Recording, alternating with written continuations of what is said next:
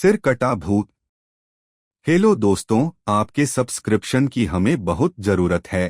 Please subscribe जरूर करें। मयंक एक मल्टीनेशनल कंपनी में ब्रांच मैनेजर की जॉब करता था।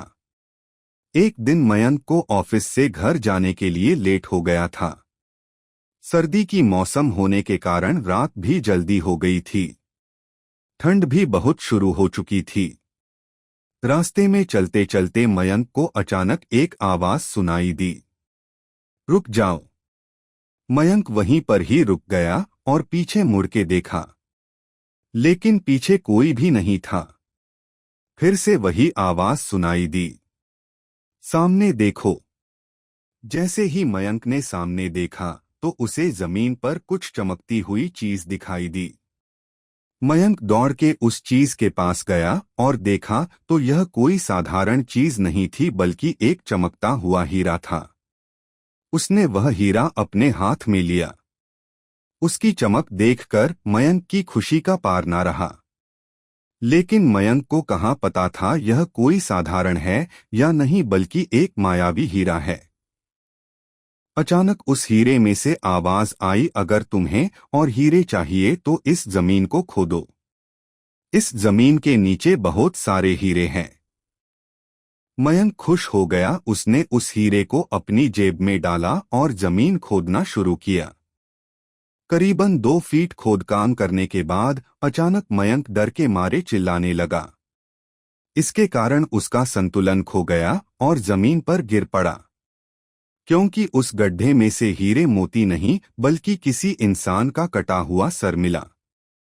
अचानक वह सर हवा में उड़ने लगा और बोला, डरो मत, मैं तुम्हें कोई हानि नहीं पहुंचागा।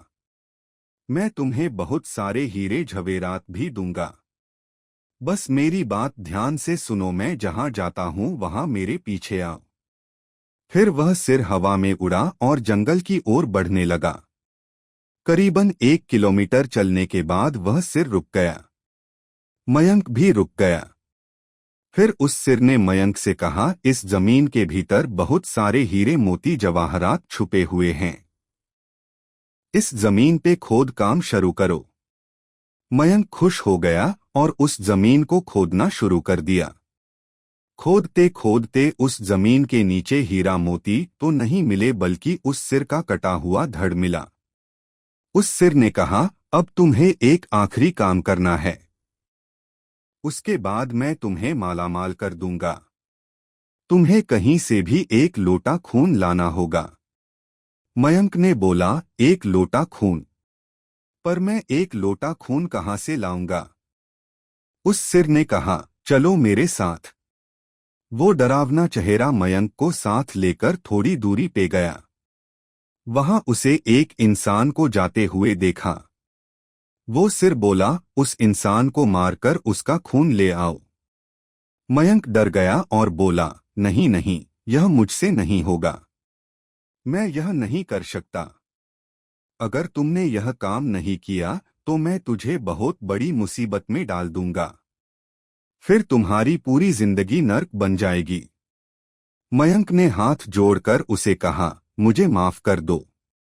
अगर मैंने उसे मार तो मुझे पुलिस गिरफ्तार कर देगी और मुझे जेल जाना पड़ेगा। उस सिर ने अपने तंत्र मंत्र की शक्ति से एक छुरी और लोटा प्रकट किया और गुस्से से बोला, अगर तुम मेरा यह काम नहीं करोगे तो मैं तुम्हारे पूरे परिवार को मौत के गाढ़ उतार दूंगा। मयंक ने मजबूरी में आकर उस आदमी को मार डाला और उसका खून लेकर उस सिर के पास गया। वो सिर खून को देखकर बहुत खुश हुआ और बोला, यह खून मेरे शरीर पे डाल दे। उस सिर के कहने पर मयंक ने खून को उसके शरीर पे डाल दिया। फिर कुछ ही देर में वो कटा हुआ सिर उस शरीर पे जुड़ गया। यह सब देखकर मयंक की हालत अब खराब होने लगी। वो उस भूत को देखकर काफी डर गया। जैसे ही वो भूत जिंदा हुआ तो जोर जोर से हंसने लगा और डरावनी आवाज में बोला, तुमने बहुत बड़ी गलती कर दी कि तुम्हें मुझे फिर से जिंदा कर दिया। अब मैं सिर्फ तुम्हें ही नहीं बल्कि इस पूरे शहर को मौत के गाढ़ उतार दूंगा। डर के मारे मयंक के मुंह से आवाज भी नहीं निकल रही थी। वो अपने जान बचाने के लिए वहां से दौड़ा, लेकिन उस भूत ने छलांग लगाकर मयंक को जमीन पे गिरा दिया और बोला, मुझे बहुत भूख लगी है, अब मैं तुम्हारा मांस खाऊंगा। जैसे ही उस भूत ने मांस खाने के लिए आगे बढ़ा कि तुरंत ही उसका सिर धड़ से अलग हो गया। मयंक समझ नहीं पाया कि आखिर यह चमत्कार हुआ कैसे।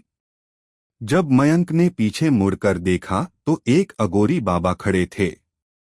उस अगोरी बाबा ने कहा, जब तुम उस आदमी को मारकर उसका खून ले जा रहे थे तभी मैंने देख लिया था और समझ गया कि कुछ तो बुरा होने वाला है, इसीलिए मैं तुम्हारे पीछे पीछे यहां तक चला आया और मैंने अपनी मंत्र की शक्ति से उस भूत को फिर से मार दिया।